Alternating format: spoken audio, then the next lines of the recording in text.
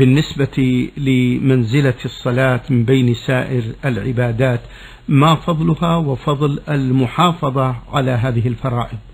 الصلوات الفرائض جاءت بعد التوحيد، بعد شهادة لا إله إلا الله وأن محمدا رسول الله، فهي الركن الثاني من أركان الإسلام بعد الشهادتين.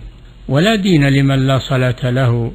من ضيع الصلاة فأخرجها عن أوقاتها أو تساهل فيها فويل للمصلين الذين هم عن صلاتهم ساهون. خلف من بعدهم خلف أضاعوا الصلاة واتبعوا الشهوات فسوف يلقون غيا. هذا في إضاعة الوقت. وأما تركها بالكلية متعمدا فهذا كفر، هذا كفر بالله عز وجل. ولا دين لمن ضيع الصلاة. قال صلى الله عليه وسلم: أول ما تفقدون من دينكم الأمانة، وآخر ما تفقدون منه الصلاة. قال الإمام أحمد رحمه الله: كل شيء ذهب آخره لم يبق منه شيء.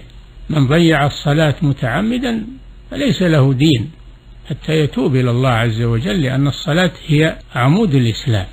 لا يقوم الإسلام إلا على الصلاة، كما أن البيت لا يقوم إلا على العمود.